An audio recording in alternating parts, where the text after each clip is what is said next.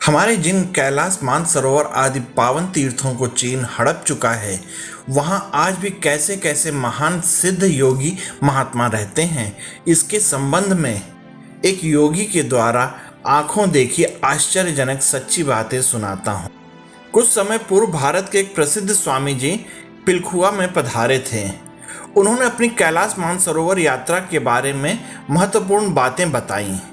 उन्हीं के मुख से सुनी हुई बातें कुछ आपके सामने सुना रहा हूँ। मैं कैलाश मानसरोवर की यात्रा पर आया हुआ था। कैलाश मानसरोवर जाना एक प्रकार से मृत्यु के साथ खिलवाड़ करना है। वहाँ ऐसी बर्फ पड़ती है कि शरीर ठंड से जम गया सा प्रतीत होता है। मैं मानसरोवर और गौरीकुंड पहुँचा, तब मेरे साथियों ने वहाँ स्नान नहीं किया। बहुत अधिक शीत होने के कारण उनकी हिम्मत ही नहीं हुई, पर मैं नहीं माना। मुझसे सबने कहा, स्वामी जी बहुत ठंड है, बर्फ पड़ रही है, आप स्नान मत करिए। कहीं ठंड में स्नान करने से निमोनिया हो जाएगा तो आप मर जाएंगे। इस पर मैंने उनसे कहा, जब मेरी माता पार्वती जी और गौरी माता ने इसमें स्नान किया तो भला मैं इसमें स्नान क्यों नहीं करूँगा।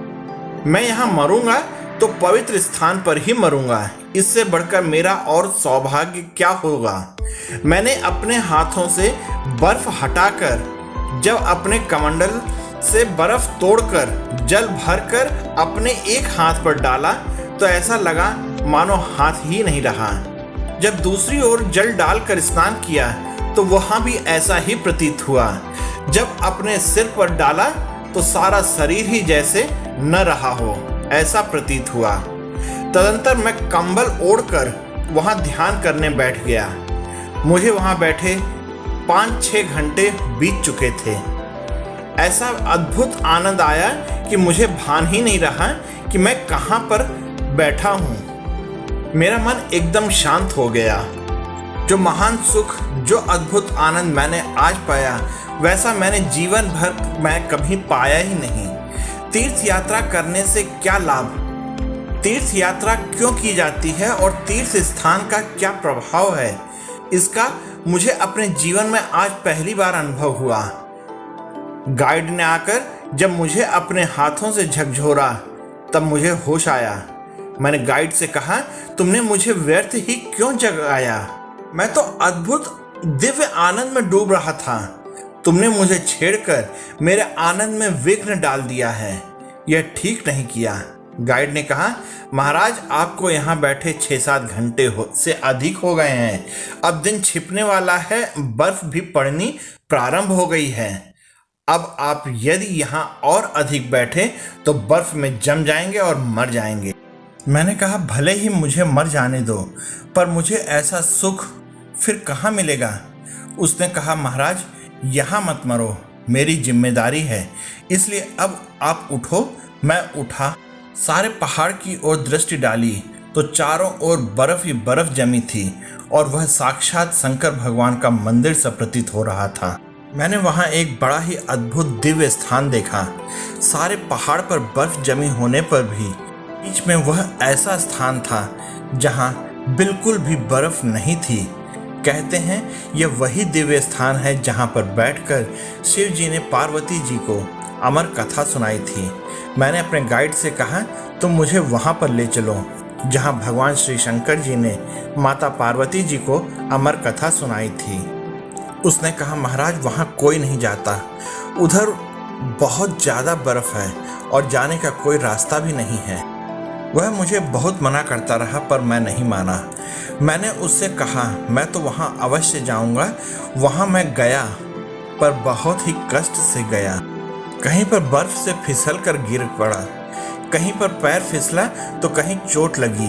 अंत में जैसे तैसे मैं वहाँ पहुँच ही गया जहाँ शंकर भगवान ने पार्वती जी को कथा सुनाई थी।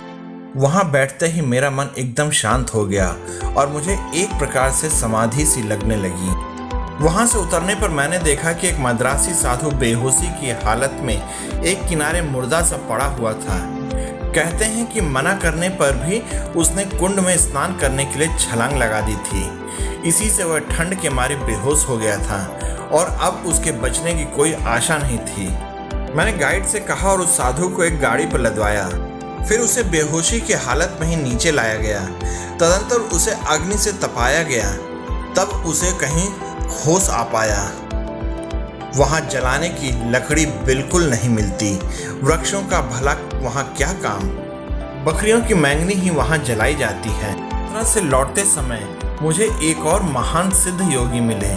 मुझे उनके दर्शनों का परम सौभाग्य प्राप्त हुआ, वरन मेरी उनसे खूब बातें भी हुई।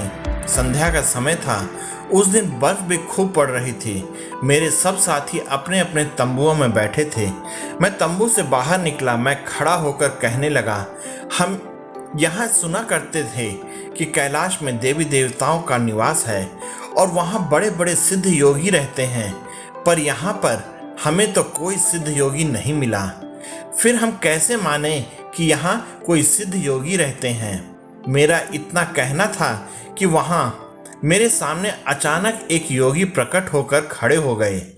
मैंने उनकी ओर आश्चर्य के साथ देखा। उन सिद्ध योगी के सारे शरीर पर भस्म लगी हुई थी। वे बड़े ही भव्य और सुंदर प्रतीत हो रहे थे। मैंने तुरंत उन्हें नमस्कार किया और उन्होंने मुझे अपने हृदय से लगा लिया। फिर उन्होंने मुझसे कहा, तुम जो ये कहते थे कि कैलाश मानसरोवर की यात्रा में कोई सिद्ध योगी नहीं मिला, सो योगी मिले कहाँ से? योगी की कोई खोज भी तो नहीं करता। जो खोज करता है उसे अवश्य मिलते हैं। इतने में ही मैंने देखा कि वे परम सिद्ध योगी मेरे देखते ही देखते तुरंत अदृश्य से हो गए। मैंने इधर उधर देखा तो कहीं पर भी दिखाई नहीं पड़े। मुझे बड़ा भारी आश्चर्य हुआ कि ऐसे पहाड़ों पर जहाँ बर्फ ही बर्फ पड़ रही है, वृक्ष का नाम निशान नहीं है और कोई मनुष्य तो क्या पशु पक्षी भी नहीं रहते। ये योगी कहाँ कैसे रहते होंगे और मेरे मन की बात इन्हें कैसे मालूम हो गई? फिर एकदम अदृश्य कैसे हो गए? मुझे लगा कि कहीं मैं यह स्वप्न तो नहीं देखा और मुझे कोई भ्रम तो नहीं हो गया है। मैंने अंदर अपने तंबू में आकर टॉर्च जलाकर गौर से देखा तो रोशनी में मुझे सचमुच अपने कपड़ों पर योगी के शरीर की भस्म लगी दिखाई दी।